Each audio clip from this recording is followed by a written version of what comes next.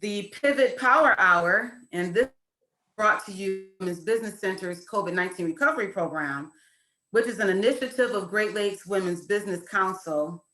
I am Shantae Dixon. I'm the program manager of our Women's Business Center, and I'm just so excited that you all decided to carve out some time out of your day to work on your businesses. This is our very first Pivot Power Hour, and it is designed to connect you with a subject matter expert. This is not a planned webinar presentation. You're not going to see PowerPoints and all that. You are the presentation. So I hope that you brought your questions, those burning questions that you have as you're continuing to navigate through this pandemic, and any concerns that you may have, your pain points. You're going to leave today with some real-time solutions. I am assured of that. So grab your coffee. I know this is your lunch hour or the lunch that you may have. We're going to have a great conversation. And again, we're going to get those questions answered that you have.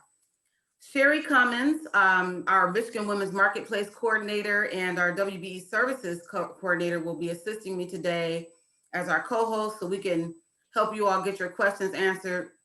It was designed again so you can interface directly with the subject matter expert. So you'll be allowed to ask your own questions. You don't have to put it in the chat, but we want to make sure that this is an engaging, interactive event today.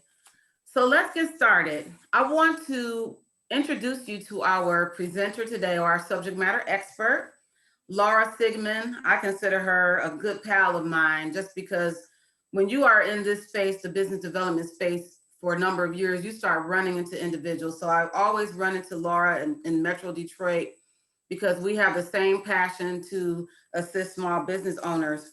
So I want to share a little bit about our subject matter expert today so you get a depth of knowing who's going to be presenting. So Laura is the owner of Best Practices Consulting.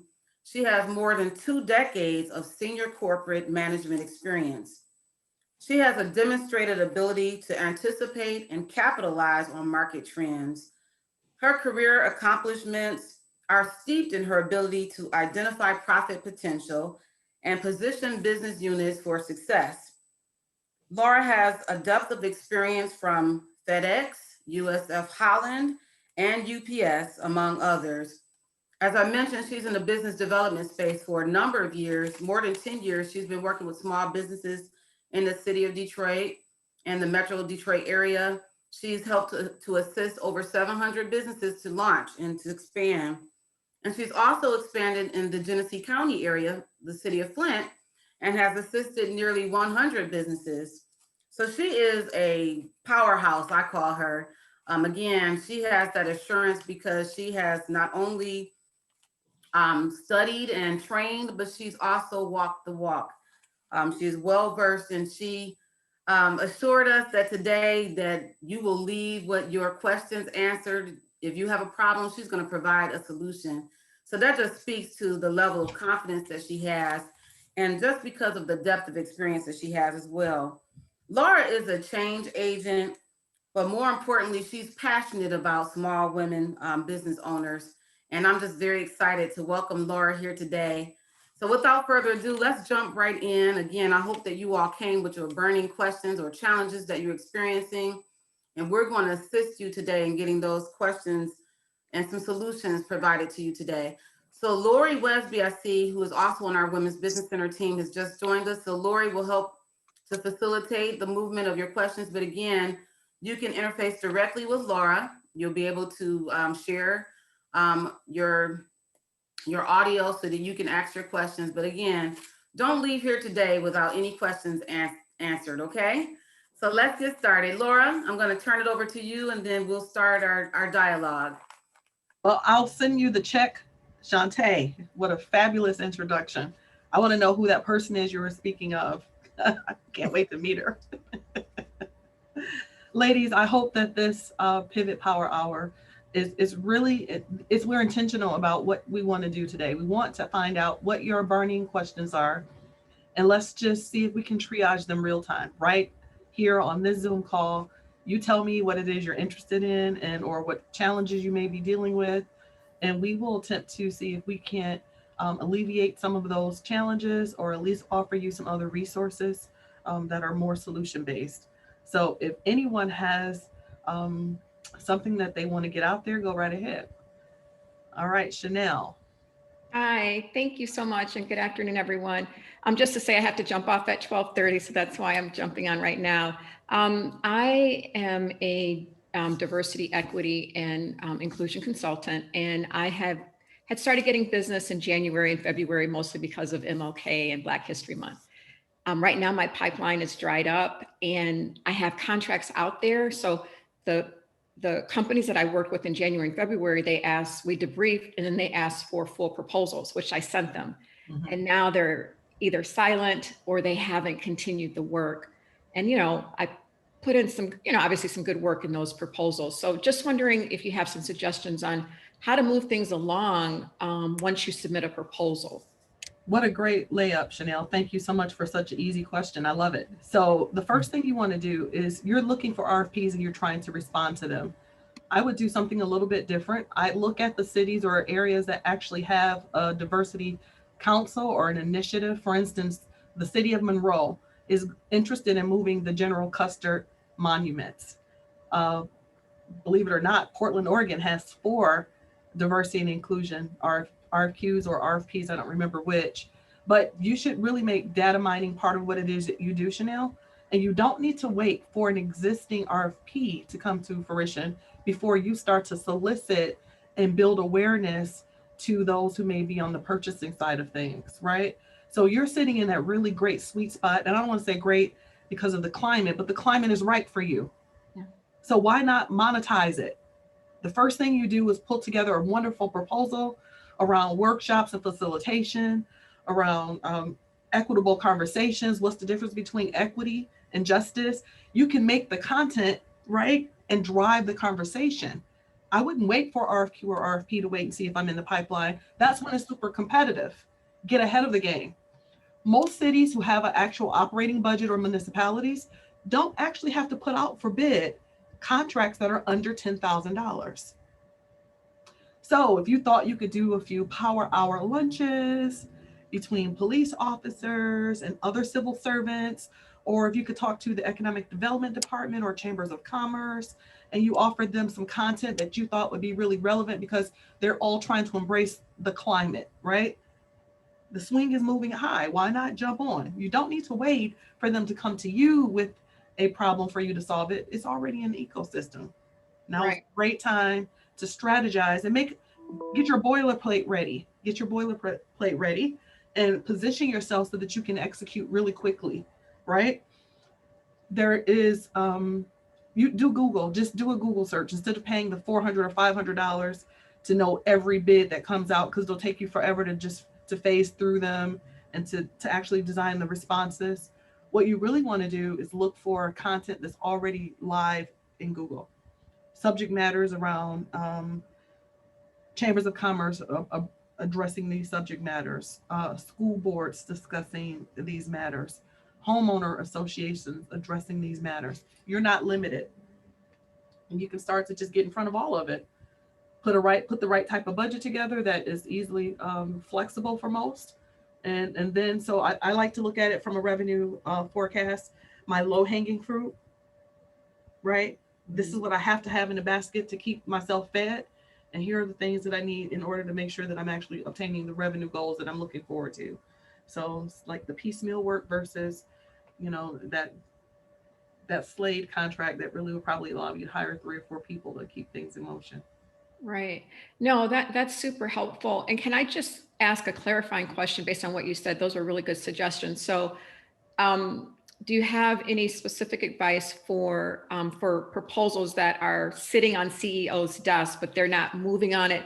They're not responding back to me, and they're not they haven't, maybe they decided they want to do something, but now they're not moving forward. That's a little more tricky because some of them have clauses for collusion, and it may look like you're colluding, right? If you've submitted it and it's an open bid process and you're waiting. No, these are just, my warm leads. Yeah, my warm leads. Okay. That actually done that low hanging fruit first workshop. Sure, and then they said, okay, well, let's see what else you got. So I sent them the proposal, and then it went, dark.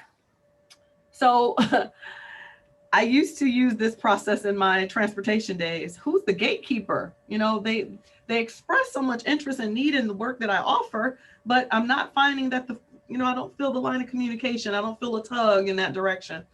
Find out who is actually around that individual. It's hardly ever just one person controlling that dialogue. Find out who the center of influence contacts are, right? And attempt to see if you can't waylay or get inside and find out how Chanel could actually support that initiative. Okay, perfect. Yep. Thank you so much. We would tell people back, I don't want to date myself, back when we would say 7 points of contact before you can close the lead. Mm. Okay. Thank you. Yes, ma'am.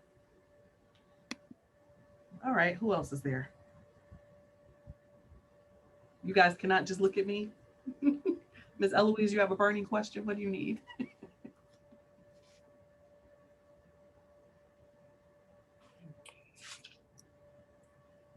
I have a question, Laura. It's kind of related to what Chanel just talked about, but we're a new company and we want to look at, we're B2B, we want to look at introducing our product to establishments, and we want to create a pitch deck. And it was recommended to me to send a pitch deck to these contacts at these companies. But I'm just wondering, should I do it cold, or should I first try to introduce myself, then send it? Just sending it, I know I get sent a lot of stuff. And if I don't know the company, or if it doesn't sound interesting to me, I'll just delete it. And so I don't want to do all this work and have my stuff deleted. So, I want a smart way of getting my foot in the door than just sending all these random emails to companies. Sure. So I'm going to make this recommendation. Dr. Kroom, because you are a leading consult in your space, you've actually created a product around something that you have years of experience in. Oftentimes, you cannot be the person who's on the ground and developing that contact at the same time. It's the rule of separation. Oftentimes, you have to have a person who announces you, a person who is going to present you, right? It is important when you're reaching out to certain ecos that you don't diminish your leadership space by being a person trying to do the grunt work. Does that make sense? Okay. Yeah. I'm not going to sugarcoat it. No, that's good. You find the person who's going to be calling. I'm calling on behalf of Dr. Olivia Kroom, and I noticed that you're in this space. I love an opportunity to set up a meeting, right? I'm going to send you this 30-second lead, talks about exactly what her research looked like. Here's also her LinkedIn profile. We'd love to find out if there's an opportunity for us to at least have an introduction. Never give away any more than that, because the sale has been too hard. You want them to feel like they need you as well. Okay. Right? Okay. It's how you dribble the pellets, right? Okay. Okay. Press real hard, knock on the door, send them everything, and they'll be like, it's too much, right? Okay. Yeah. Okay. So that pitch deck should go after they show interest. Nor should you be the one coordinating it. Someone on your staff, right? And it would be really great to have a little footage of pay somebody, put a budget on it, put a $500 budget on identifying who the impact agents are. So if you're going to do something with DPS Foundation or DPS schools, and you have somebody catch you offering, teaching moments, just real, I call that social capital, is golden, right? Okay. Just real nice leads that will get you in a space where when they see it and they understand, I'm not Olivia Kroom, I'm Dr. Olivia Kroom. Okay. And this is where you actually exploit, you have to exploit it to the hilt. Okay. This is what they do. Unless you're going to go to the golf course with them and beat them a couple rounds, this is what happens. This is how you get it in. But that separation rule looks so much better when you have not an underling, but a support staff. If you're the one knocking on the door, you don't look like you've got capacity. Okay. Yeah, no, that's good. That's good. Thank you. No problem. Ladies, should I watch the chat room? I see there are 5 things in here, or should I just call these people out? Trying to get to the chat. Okay.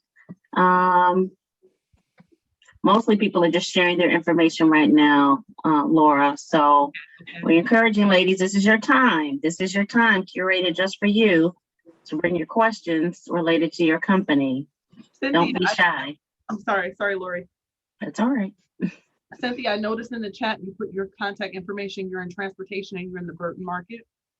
Yes, Laura, I am. I actually was just unmuting. Can you hear me? I can hear you. Okay. I was just unmuting to try to speak to you. So yes, I'm in Burton. Flint is just in my backyard, as you probably know. We've been in transportation for quite a while. We started out hauling trash and doing a lot of recycling in the Flint area. Actually, we ended up closing that facility just because the market was so volatile, and pivoted from trash and recycling to hauling freight. Because what happened is we started hauling our cardboard bales. So we got into, freight hauling, doing that. Cardboard would be $100 one month a ton, and then 40 bucks a ton the next month. So it was not sustainable, believe it or not, because recycling sounds great, like a lot of things, but unless people are really doing it, it's not that great. So here we are now hauling freight. We're in Michigan, so there's been a lot of automotive, to haul when it's moving. And of course, with COVID, right before COVID, it was the GM strike, which extended quite a few times. Mm-hmm. And so we lost a lot of work, some of the GM auto parts through this time frame. So we're working hard to try to haul things that are, and I know transportation, so I think you'll get this, but we're trying to, automotive is great because you're in Michigan, but it's also come to a screeching halt in quite a few times during this period. So trying to go after food and beverage and those kinds of things that are more recession proof, more COVID proof. And that's really where I'm trying to focus right now and spend most of my time. I have a fantastic team who has stuck with me almost 20 years. All of my top managers, they're all still here. So that's what makes us strong. But, and they're all very relational, but it's when you can't get out there and see the people physically, Yes. That's probably one of our greater assets. Yes. My husband is the greatest salesperson I've ever known. And I really want him. And I told him, just try, if the doors aren't open, go to the next one. Right. But a lot of doors aren't open, or they're not wanting to see your salesperson. Right. The reality is you're sitting in a space where you're looking for 3PLs to feed your pipeline, and that's a little complicated. Yes. And actually, my husband actually runs our 3PL with our son. Okay. But that's a fairly new company. And as you know, again, I want to get away from using the 3PLs because they're taking their 10%, which they deserve. Yes. But I can do that. And right. That's right. You can remove them. You can remove them. It's all about building the right relationship, right? It's true. And that's where your profit margin is. Absolutely. So long haul, short haul, where are you at in that, regional? Yeah, we're trying to keep our guys home at night. And so we do Midwest, pretty much, Michigan, Indiana, Ohio. We can get to Canada. So we're trying to stay in the Midwest area, and especially in Michigan, to try to specialize. We've got big companies like Kellogg's and Coke and lots of people with, facilities here. But we're not a huge company, and I feel like maybe I should be going after some of the maybe smaller, more local, because I'm not having any luck with the big companies, which a lot of people don't, because everybody wants to work with the big companies. Well, not always, Cynthia. It depends again on your engagement strategy. So it looks like your hub radius about 250-mile radius. Yep. Going out and in, right? Mm-hmm. Yep. Hub. So it makes an awful lot of sense. And I would really strongly suggest that you sit down and just pull down all of the businesses that have manufacturing, sourcing, distribution, and find out what their pipeline looks like. And here's what I would offer. How can I remove some of your internal costs by becoming your dedicated exclusive lane? Yeah. Right. That would be the first thing I would offer. I would tell them to retire their fleet. I'd love for you to retire your fleet. You don't have to hire. You don't have to worry about your randoms. You don't have to worry about the overwhelming insurance. You're going to pay the freight lane anyway. How about if we come in and start that conversation? Yeah. I'm writing as fast as my shorthand will take me, because that's really good advice. That's the first thing I do. Yeah. But I would disinvest in automotive, and it's not because I don't like automotive. I don't like the frequency or the uncertainty of that lane density. When Yeah. it's hot, right? You can Yeah. eat forever, and you can take cruises, and you can vacation, and you can build Yeah. houses. Right. But when they don't, and you're the first person that's off the list of vendor relations, right? They don't care about it anymore. It's true, you know, because we had such a track record, for instance, with one of the customers, and they loved us, and then their company decided they were going to go with somebody else. They begged their boss to keep us, but you know, I don't know what all happened there. It was a lot bigger company. I look at the quadrant, and I look for exclusively in the quadrant space, where's the density between manufacturing and distribution? Where's that density? And then I would spend all of my labor and time from your sales team executing relationships and here's what I did I'll tell you really quickly. I was a regional manager for FedEx before I started Best Practices Consulting Services. So I was the person who would go in with our regional sales team and try to close the deal. My thing was, I can save you more money and move it faster. Where are my trucks that going to that yours, what are you talking about? I'm there 5 times more often than you are. So you may as well just put it on my truck, save yourself a lot of headache, reduce your labor, remediate all these other costs. And it was an easier sell that way. I'm telling you, the same dialogue can work for you, but you really want to be in a position where you don't have one exclusive use. Right. You want a quadrant. You want tight density around your radius. Box it in. And that way you can constantly move that freight in and out. And you may only have one-way traffic, but it wouldn't really matter if there's no backhaul, if it paid well enough. Right, exactly. And I like what you said too, because we are looking for dedicated work. You can find stuff on the load boards, but you can't do that every day, all day for all your trucks. Yeah, I think that's a great place for startup organizations. It is not a great place for entrenched organizations with a lot of overhead, a lot of equipment, a lot of insurance. Just your brand and recognition needs to stay away from bottom feeders. Yes. Yeah. All right. Thank you. I appreciate that advice. No problem. I enjoy those conversations, Anyone else? Hey there, Miss Rhonda. I think did I just see Rhonda in there? I did see Miss Rhonda. She's Hi. Hi, Rhonda. Hi, how are you? I'm well, how are you? I'm good. So what's going on over there in your space? Say that again. What's going on in your space? We're just about to start up. We're starting up, the season. So I'm just here to see what I didn't have a certain question to ask. I just was just here to listen and see what I can learn. All right. Perfect. Yeah. Good to see you, ma'am. Good to see you too. All right. I think I saw something in the chat room. So Daniela, hey, are we still here? Welcome back. She is here you are. Did you have a question for Laura? Yes, I had multiple questions. For one, I was listening to the wealth of knowledge that she's bringing and just taking some notes. Just in case you don't know, I am a registered nurse. I've been a registered nurse for 24 years. I started a home care business where I provided specialized home care for special needs children. Then I got married and let that one go and started a health education company, Knuckles Health Education Services, in 2008 while I was working as a registered nurse. So I never really committed a whole lot of time to it. I then became a licensed trainer provider with the American Red Cross, offering CPR, first aid, AED, and other health and safety courses. And if someone reached out to me for a health and safety course, I would actually, oh, you don't need to see me. I would actually, respond to them and offer the training. And years later, I realized that I have a business that I have not really been working as a business. And I just want to go back to step one to make sure everything is in place.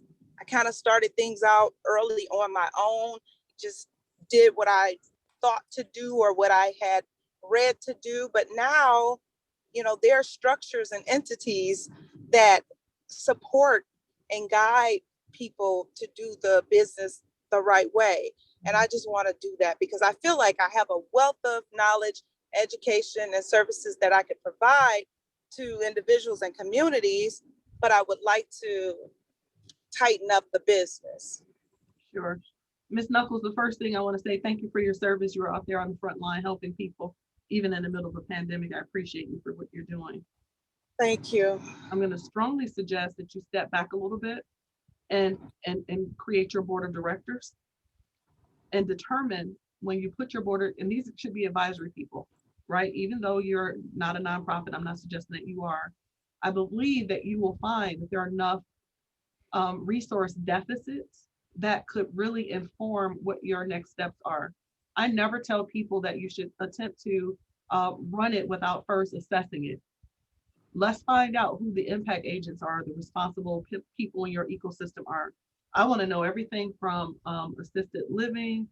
I want to know, and I would look, forgive me for saying it, I want to look at high end and balance it with those who are under-resourced, because I'm looking for a revenue model. I'm looking for something that will allow you to actually build infrastructure. So if it's going to be case management and you become a partner, a strategic alliance partner to a case manager for a major health insurance company, but not through my own business. But you should be.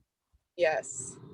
So I look at, I know I saw your endorsements, your accolades, thank you again. But look, for case management, contractual relationships, assess the need, and then figure out how you're going to backfill those needs. If it's something that you need to sign off on, is it something you can build a team to actually execute? And then I look at the next level. I would have 3 different lines of business beyond just case management. I'd be looking at the training. And then I'd look for capacity building opportunities for you. Capacity building opportunities to others in your ecosystem. So you're over here with this federally funded hospital and you don't offer this level of engagement. I'm going to allow you to write for additional dollars by offering me and my skill set, my talents, my team as a capacity build into your strategic alliance. You understand that? Not exactly. Say that one more time. So if you were to go to Wayne County Community Health, if that's a federally funded space and they're limited because right now their index of people only allow certain bandwidths, right? I know they now have dental services, they offer some podiatry services, but look at your specialty and find out if there are funds that they're not able to access, and you can build capacity into their space by having you as another on-call or strategic alliance. Oh, I understand. Got it. Capacity building should be one lane for you. Case management should be another lane for you. And then effective training should be another lane for you. Those should be 3 lanes. And we know you're on the healthcare side of things, but your concentration, your pivot should be directly where there are opportunities. That sounds great. So case management, capacity building, and what was that third one? Training. Training. Okay. And I do have a nonprofit organization, which was developed off of a personal situation with me actually having a stroke. I had a stroke in 2014 at the age of 39, and they didn't understand why I had the stroke. So I found out that I was born with a hole in my heart, and that caused the stroke. So I went to a stroke camp, and that really changed my outlook on me being a stroke survivor and embracing that fact that I'm a survivor and this, that, and the other. So I actually came back to my community and I connected with Henry Ford Health System, who had a stroke camp, and I started to support that venue and go every year. And my business would pay the registration fee for stroke survivors. So as of 2019, Henry Ford stated that they could not sustain it financially, or they decided to redirect their funds into a different way with the stroke survivors. So my nonprofit organization decided to step up and sustain that program and sending stroke survivors, their family members, and caregivers to stroke camp. Now, how we're going to do that, it's been very challenging in obtaining the funds. We have an annual Go Red fundraiser. We have different things throughout the year to sustain that. And I've put a proposal out for a local philanthropist, and I'm waiting to hear back from that person to see if they are able to support us. So you need two things. I'm assuming that you're probably funding most of these agendas or initiatives. You probably don't have that many grant dollars coming in, especially since you lost your anchor and hearing for it. I'm going to tell you, Exactly. Spend a little time. Here's what I like to do. I call it bridge reassessment. Find other nonprofits that are close, but not really doing what you're doing, who have a fund development team. Find someone who has that person who's already there, already on payroll, and you cover a portion of that salary for anything, or they get a piece of the grant when their grant is awarded. Use that labor pool to actually do what you don't have the bandwidth to do right now. You're doing too many things to be concerned about your nonprofit as well. I like the business to fund itself, even though I understand the mission. I totally get your mission, but I'd like for it to fund itself. And if it's not self-funded, then I assess whether or not this is the right time for such an event, or what other strategic alliances or partnerships should you look for. Now, it just so happens that I sit on the Buff board, and I did find out that there were quite a few medical health related granting spaces, and you may have to look at virtual assist. How can you grab something around that whole stroke awareness, being a young educated woman, and the fact that this could be a silent killer and people don't know? Your messaging matters, right? Yeah. But you need to have grant related dollars to do this work, or else it'll just be a hobby that you're paying for, and you'll have your energies all diverted in a different space than your revenue gain. Yes, and that's what I do not want to continue, because that's what I found myself doing. Mm-hmm. Thank you so much. I would definitely like to follow up with you, and that's not possible. No, I'm just playing. Thank you. For everyone who's on this Zoom meeting, Laura is available to you all on a one-on-one basis through our COVID-19 recovery program at no cost to you. So Sherry will post in the chat, if you can, Sherry, the link if you have not gone through our COVID-19 recovery portal to get registered, so we can make sure if you want to continue this discussion one-on-one, that you'll have access to Laura to do that. Laura, I have a question for you. I know you know a lot about me and my company, but one of the things I have been approached or have had the opportunity to apply for the big box store opportunities. And I'm at the point where I don't think I'm there to apply. I've actually spoken to Whole Foods and Myers, and I'm at the point trying to decide, do I need to build Sweet Thoughts up more before entering into that arena, because they're asking a lot about distribution, units, sales, and as you know, it's a new company. So that's where I just wanted to ask you in that realm. Right. So as you work on your co-packing mechanism and the fact that you're retooling and moving that direction, there are stages to the integration into a big box space. Believe it or not, there are really small or limited barriers to doing online with like a Walmart, because Walmart has the Jumpstart program. You can jumpstart into Walmart in a regional space, right? And so that it allows you to have enough lead time to do your distribution piece. Okay. But even then, you still have to assess, does it make sense to do this right now? Will I deplete this? Is there enough frequency there? What type of method of marketing will I have to engage? Because having it available on Walmart doesn't necessarily mean they know to go there to look for it, right? Right. I still need to have demonstration. I still need to have lettings where I'm putting the product into the ecosystem. I'm looking for subject matter experts, doctors, or other people who say this health coach is a great alternative, right? If I can get that level of buy-in, and then, by the way, you can find this product either on my website or any of these distribution sites, right? Then that starts to work. The problem is you need to be sure that there's enough revenue in for you.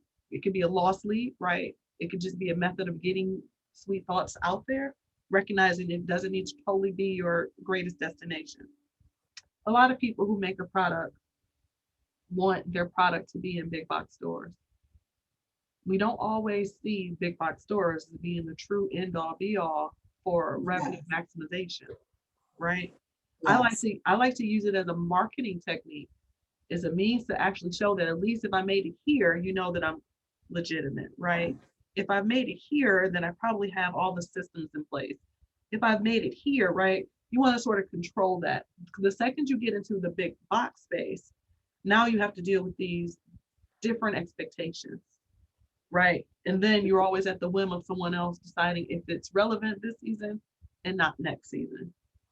Right. And just putting my product on the shelf and, like you said, people not knowing that it's there or the cost that it's incurred just to get there. So Yeah. I've kind of stepped back a little bit but just wanted some reassurance that I was going in the right direction with that. Until you have a team of influencers who can make the product the destination, right? If Walmart is where I go shopping and I don't know what I'm shopping for, if Target is where I'm going shopping and I might be looking for some other, they do have SEO maximization on the site where people who bought this product also bought this. So you can get into that ecosystem. That sphere does exist, just like on Amazon. But again, until you find out that it really does for you what you anticipate, look at it as a marketing method. Okay. And every market may be a little bit different. You may find Walmart.com, but you may find that Portland, Oregon, right? Or Seattle is a great concentration because not because they're health nuts, because this is the type of food that, traditionally seems to work in that space, where Detroit may not be as relevant. And that's so true, yes. Because I see my sales coming from out of state That's right. The type of product that you have would be that, right? Yeah. You got to source me with some because I've been eating my. Yeah, Lisa, it's a stair-step approach. It's a stair-step approach. And believe it or not, when a business owner gets to the point where they know they have enough brand awareness that they can detach themselves from a big box store, that's what I call that's great success, right? Okay. Yeah. Now my pipeline is feeding itself without your support. Without the big box stores, yeah. Okay, thank you. No problem. I wanted to offer Lisa some information. Yes. Lisa, have you looked at Woodward Corner Market? That is Meijer's local store, and they have a lot of local products. I'm not ready to go there yet. I'm very close to being able to go there, but it is a Meijer's store, but it's local. It's on Woodward and I think 13 or 14 mile. Yeah. And Okay. there was I think they had the main buyer as a speaker a couple of months ago at the Easter Market a webinar you have to sign up for if you want to try to get into the Easter Market. Yes, okay.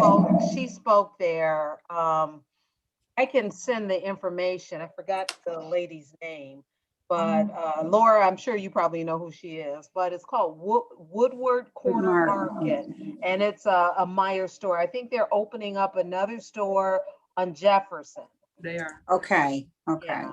And then I think they have one in Lansing and in Grand Rapids, but I know the one on Woodward has a lot. I know a lot of people who have products in that store.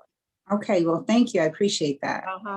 You certainly need a place to test your product. You need a test market, but remember, demographic orientation matters so much. The type of or cookie or product that you offer has to resonate with the folk who are going to consume it. So geography matters. Pay attention to your geography. And Lisa, you've got a couple of your co-mentees who have products in that location as well. Hey Johnson, and Tiffany Cartwright have products in that Meyer location. I think your product will be a perfect fit, perfect addition to what they sell. So that's definitely worth looking into. All right, appreciate that. Thank you. Yeah. Look at this teamwork. Hey. So who haven't we heard from? Letitia, come on off mute. Let's get a question in. Probably have so many questions. Thank you for this forum. I do appreciate being invited to it. I probably have a lot of questions because I recently started my business, and I'm a production company. I graduated from film school, but I graduated right in the pandemic, and so my line of business is I'm learning it and doing it at the same time, and so my line of business is really just kind of it's kind of hasn't quite opened up for at the level that I was hoping it would. So I'm really just learning a lot of it. I mean, I've done the business side, I've started the business, I've got the LLC, I got the all the different things that I need in order to start the business. And I've got a few small clients here and there that I've just kind of been testing out and doing things with, but I'm trying to figure out where I fit and how I fit into this particular industry. I'm not for sure. Since Michigan doesn't have a film incentive program, and if they did, it probably would change a lot of things for us. But without that being said, there's still a lot of people. I mean, everyone could benefit from having a commercial created that they can even run in their lobby. So there's a business out there, an opportunity, but I'm still trying to learn. So Letitia, tell me a little bit. You said filming, but will you do storytelling? Are you doing small sets of videography? What exactly is your major concentration? So my background is I've worked in IT all my career. I've worked as an IT trainer, and so I shifted gears and went to a film school program because I wanted to learn how to do, I wanted to add animation into my training videos, and I wanted to learn how to do it and I came across this film school program. So when I started the business, the production company really is just a tool to be able to do videos, to do videography, to do films, and so on. And so I'm working on some films right now. I'm working on a film, but again, I'm new, so I'm trying to learn this particular industry. This industry has so many layers to it, and so I'm, trying to get in through the doorway.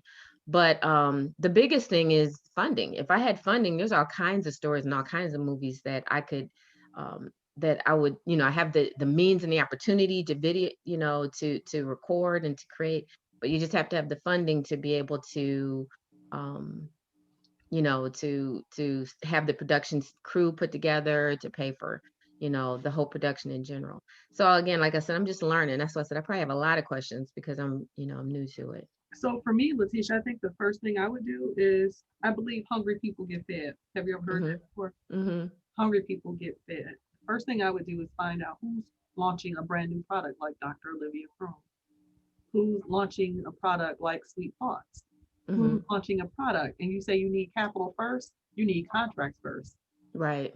Contracts support capital, right? Pull your portfolio together and then find out, are you in the Detroit market? I am in the Detroit market. Yeah. And then I would start to hunt down all of the product startups within 3 years or less, right? And I send them an animated video. I mean, because that shouldn't cost you too much time, more labor. More time than labor if you're the only person doing it. I mean, there's a labor cost for you to do it, but you can create promo videos, right? Why not create a promo video? Look at a person's product and then offer them a suggestion, right? And then you put together your portfolio. This is what business development 101. So you can have a niche in those who are actually executing a tangible product. And then you could have a second line of business possibly if you're doing storytelling, right? There are enough people who just need marketing, and they understand marketing to just be media. They understand media just to be billboards or television. But isn't there opportunity for you to get in there too? Right? Your line is muted, but I hear you. I'm sorry, yeah. And actually, you're right, because that is something, I've been doing live streams for people who have concerts. So I keep myself busy. I just, I'm not getting paid for it as much, but one of the reasons why I'm doing it is to get the experience, Yeah. so I can learn exactly, what tools I need. So a lot of stuff I'm paying out of pocket, but that is one of the things I'm doing. I've connected, with a few people. I rented a little studio in a place where there's a lot of activity, but what you just mentioned is a very good idea. And I am doing promo videos, but now I could probably change it and do some suggested promo videos for people. See if we can. Yep, elevate their marketing do that. method, right? But in addition to that, Leticia, I would strongly suggest that I would not rent a studio. See, my thing is lean startup. I don't want any out-of-pocket costs that I don't have revenue to cover. I don't want to take anything from my household for the purpose of designing and developing this. Not that I don't want you to have skin in the game, but I want you to make it pay for itself. So find a brick and mortar facility, even in the midst of a COVID space, where they would allow you to use it, and you promise them 3 videos and you put a dollar value on it for the use of that facility, right? So we now have a bartering relationship. It didn't cost you dollars, it cost you time, but you're going to get joint marketing out of it. You're going to be able to showcase your client there. It becomes a temporary destination where you're holding a studio waiting to see who might come. There'll be a time when you'll move from that location, from economic gardening, to being able to actually support your own space. And then you look at it from, okay, now I can increase my equipment. Now I can do this. Now I can do that. I would have a nice little timeline for the number of incentivized promo videos I would actually run, right? If I found someone who was a brand new startup, I'd chase them down if they were Motor City Match, Motor City Restore, because they have technical assistance dollars. By the way, I would sign myself up, if I were you, as a service provider for the Mac Alive and any other economic development agency in the Detroit market that provides technical assistance to brick and mortar stores, right? Because they all need to message. They need that beacon. They need to put that out there. Where's Norma G's at on this? Does he need some new marketing, right? What's going on in the avenue of fashion? Do they need some marketing, right? No shortage of opportunities for you, but you want to make sure that you understand the rules of engagement, and you want to do as much bartering versus pulling the money out of your pocket, nor do you want to take on debt until you know you can service the debt. Okay. The first line of defense should be bartering everything. Okay. Yeah. All righty. Thank you for that information. No problem. Miss Eloise, you've been smiling at me. What you got for me, man? Can you share with me the difference between a PowerPoint and a pitch deck? Because if I had a PowerPoint, couldn't I print that out and make it a hard copy? You could. So the PowerPoint is just the medium. It's just the tool you use to make the pitch deck. So you could use Canva versus PowerPoint. You could use your iPhone and use a slideshow and still make the pitch deck. The PowerPoint is just a tool. Okay. And they do have some really nice templates in it. They do. Yep. Have you heard of Canva? No. So canva.com, canva.com. They actually have a pitch deck, a free pitch deck on there with automation in it. Oh, wait, excuse me. I'm taking some work from Leticia. You should be talking to Leticia. Exactly. I was just going to say, because that's my background has been training. I've been an IT trainer. So I'm like the PowerPoint training and everything. I'm like, I know that, but yeah, definitely. Meet Eloise, there's your new client. Make sure you put your information in the chat, lady, so you can stay in touch. Thank you. See, so I don't know your business, Miss Eloise, but there are things that you want to learn and things you want to pay other people to do, because it really erodes your ability to run that business, right? Correct. I don't want to be the one trying to do every function in this space, because if I do, then I can't grow the business. And Miss Leticia is starting out brand new, so you can become her play space. She can really find out how to design and develop and do stuff for you and make it look right. Right on this call right now, there are 2 trucking companies for her. There's Miss Olivia Kroom. There is, I'm missing somebody, Miss Knuckles. Everybody on this call is really a Leticia client. Exactly. because you shouldn't be doing your marketing by yourself unless you've got the bandwidth to do it consistently. And I'm gonna give her my information now, and we're gonna keep her busy. put her in the chat room, because I totally suck at it. You guys hear me? I might be an expert at a thing or a few things, but that is something I totally suck at. If you try to FaceTime me, I'm not likely to see it until next month because it's not my priority. I haven't made any money there, so I don't Facebook. I go where I make my money, you understand? Well, I have a question, and you kind of brought something up. I know social media is extremely important. I don't know how to do anything. I'm on LinkedIn and that's it. I'm not even on Facebook. And I don't really have the time because I'm doing everything else, but I don't have the resources to hire someone that can do social media. So intern, yes. So where can I find, that's my question, where can I find an intern?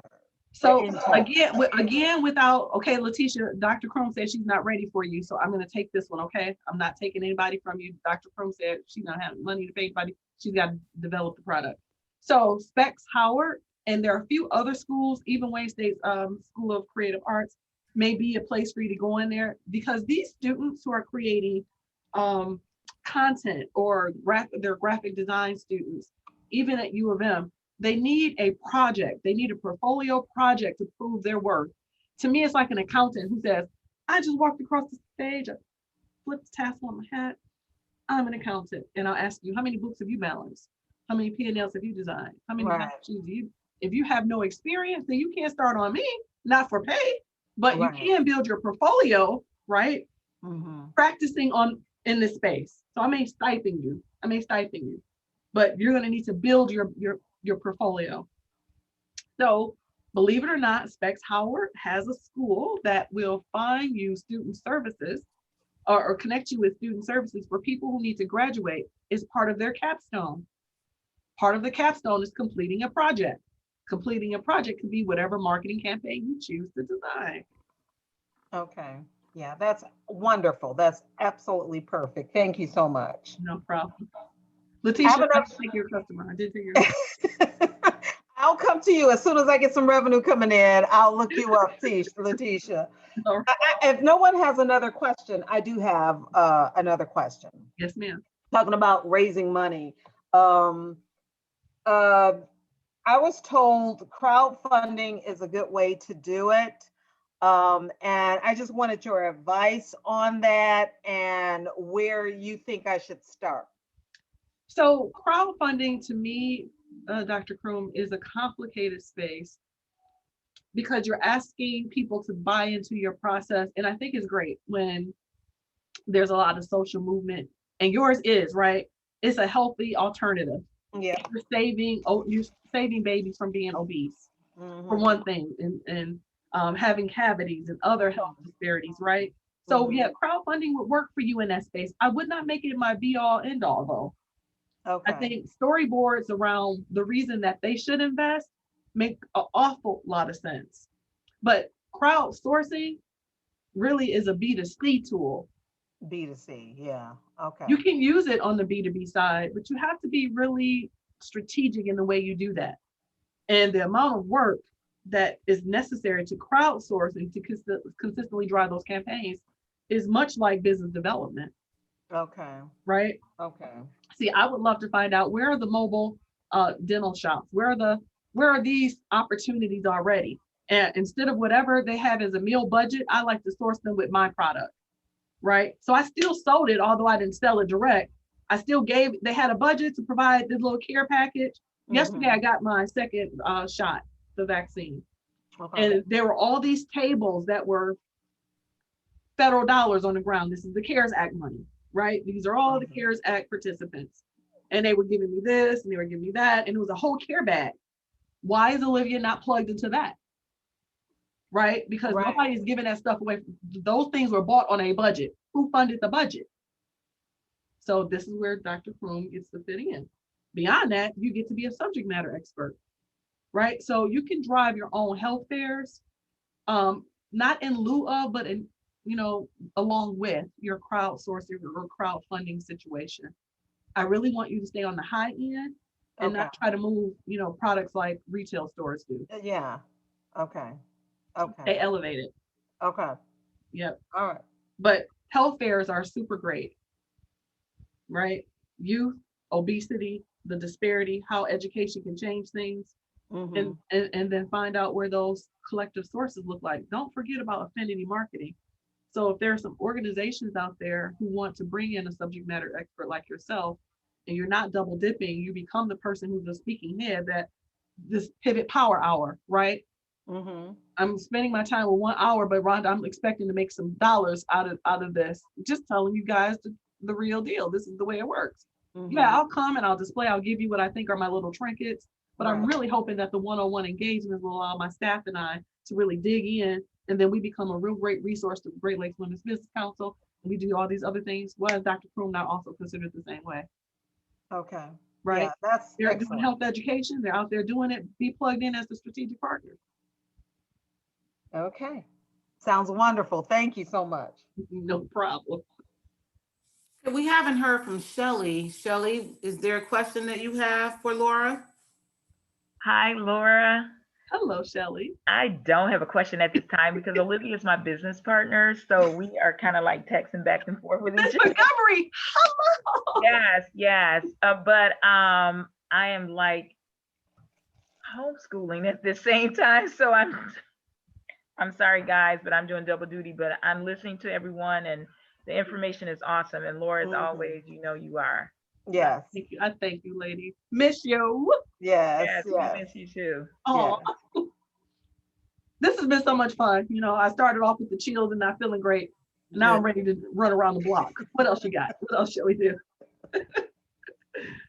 Are there any lingering questions that you may have that's still burning inside and you want to know? We have a few more moments we can dedicate to the questions. I do have a question as far as like workshops that kind of help with business side, such as taxes and bookkeeping and things along that line, for recommendations on that. I mean, I know I could do a lot of things by using, certain apps that are out there, but I'd like to find out like how other people do it. So she's not actually talking to me. She's talking to Say, Sherry, you want to talk about the Michigan Women's Marketplace? The resources and tools we have on there? Sherry? Yes, I do. I just had to get all my ducks in a row here. You asked me, do I want to talk about Michigan Women's Marketplace all the time? We have such great stuff out there. If I think most of you had to get on the Michigan Women's Marketplace to be here today. And if you haven't been here before, I'm glad you're here now. Welcome to you all. We have an events calendar. We have a business resource partners that will offer advice and tools like Laura's doing for you today. And we have on-demand webinars. And the great thing about those is that you can watch one anytime you like. You can pop it in your phone, continue with all those chores you have to do at home, or listen while you're having to take care of some other things on your email. Lots of great stuff covering all kinds of subjects, from business strategies to marketing to some Recovery Institute things like virtual business, supply chain. We also have leadership. And, it's been a tough year. So we have even some webinars on hope, how to hang on to hope, from professionals that do that for a living, that help you to be inspired and continue on. And we have a women-owned business directory for you to list your business in. And we'll welcome your ideas on how to make that more. Currently, it's just a listing. We'd like to make it interactive. So sometimes I will challenge folks. You'll see that in the newsletter that we send out every week. I'll challenge you to connect with one other person that's in the directory. So we're hoping to grow that. The state of Michigan no longer tracks women business owners. So this is your opportunity to encourage your comrades, if they are not already a part of Michigan Women's Marketplace, to become part of that directory so we can grow it to be visible like we know we should be as women business owners. So thank you for that opportunity, Shantae, to share, and Laura for giving me a little of your floor today. And anybody that has any questions, I'll put my email again in the chat, and we always welcome you to contact us and let us help you in whatever way we can. But I have to say, I think that the Pivot Power Hour is so exciting. I do too. Listening to you all, Laura is a gem. I just listened to her for a few minutes when we were talking about this, and this is the inaugural Pivot Power Hour, and she had a big hand to play in that. It's because of her that you're having this opportunity to speak, and she is our first expert to come out here and do this for us. And really, Laura, it's just amazing. And listening to all of you women business owners is inspiring to me. And I thank you for participating. Thank you for the opportunity. I think oftentimes we, as subject matter experts or even the ecosystem leaders, believe that our content is germane to people's right now needs, and that's not always the case. So it's always better to have, you know, an open, safe place for people to share some of their concerns and triage it right on time. And then you can build great relationships from that, because there's nothing worse than to schedule some time of your day and then to find that the content just didn't resonate or it wasn't worth your time, right? So this is my superpower, listening to you and making hopefully some valuable offerings that could be useful or sustainable for you in those spaces. So I'm here and I'm at your disposal. As long as Great Lakes Women's Business Council thinks that this is something that you all need, I will be back. Listen, I felt like I was going to fall over just an hour ago.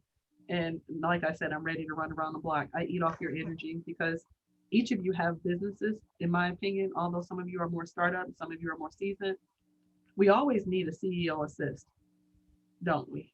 We always need the CEO assist. And if you haven't thought about it and you're a more seasoned business owner, consider having a business advisory board. I have one for myself. And, you know, I get to share with them my financials. They see my revenue forecast. They know the other markets that I'm trying to break into. And ultimately, I'm asking them to maybe derive some traffic or give me some direction, but also be a sounding board. And it is a great thing to have someone or a group of people who are so intimately engaged where they can tender a little bit of advice. Like Sherry said before, networking is really part of our game.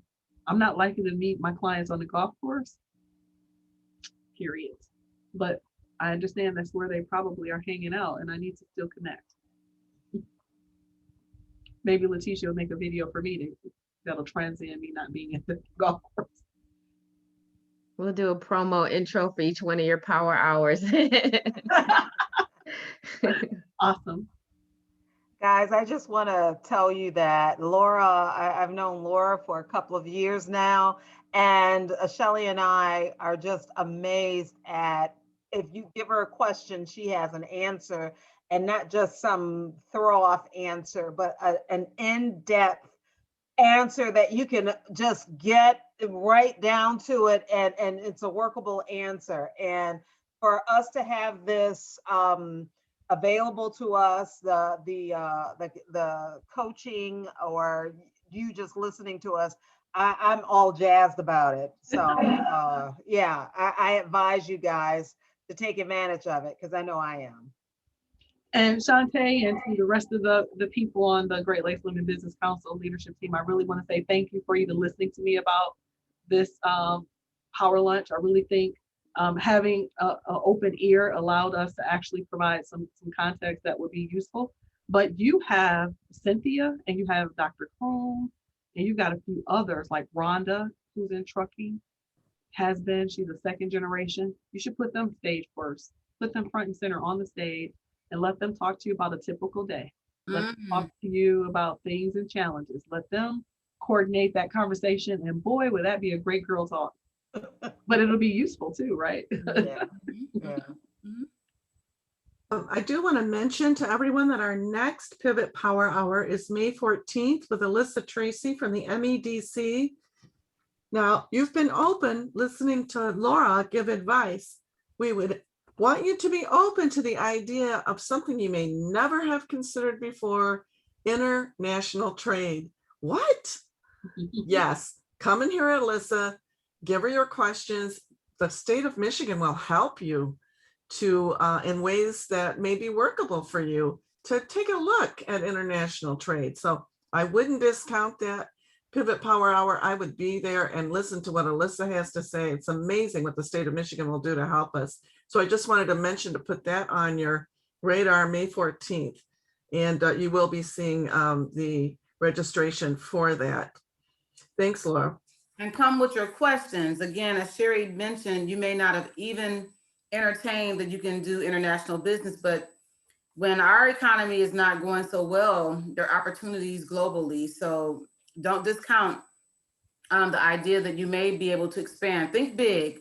You know, I think sometimes we always think local or the state, but you have to go where the opportunities are. And if you're in professional services or you provide a product, there's so many opportunities out there. And as Sherry mentioned, which will be shared, the state of Michigan has grants available to help you do your research for different opportunities and also to fund some of that activity as well as you're launching globally. So May 14th, just check your emails so you can register, and we are so excited to have you here. I just want to reiterate as well, Laura is such a powerhouse, and there may be some specific issues that you're addressing or you need addressed that's going to take more than just an hour. She's available to you, and these resources have been made available to us through the CARES Act grant. If we don't use these monies, you know, we have to turn them back in. We do not want to do that because we know that you all definitely need the assistance. So I believe Sherry posted in the chat earlier our link. If not, we can repost it. If you have not already gone through the recovery portal, it's just about 5 questions. We're just asking you, what are some of your pain points and some basic information. And someone from our team will follow up with a phone call. And it happens within, you know, however soon you can get that to us, but within 48 hours, you can be talking to Laura and setting up your first appointment. So you do not want to waste this opportunity. Could you share that link one more time? You just posted it. Oh, okay, great. Thank you. So I'm not going to hold you all if you all have no further questions or comments. I'm going to release you all back to your day. Laura, you have been such a gem as always, but this has been, I've learned a lot as well, just listening to you all openly sharing and you sharing your wealth of knowledge with us today. So thank you, Laura. Thank you so much. Thanks, Laura. Thank you. Thank you. Thank Okay, you. ladies, I hope to see you all around. Okay. Great day. Have a good one. Thank you. Bye-bye. Bye.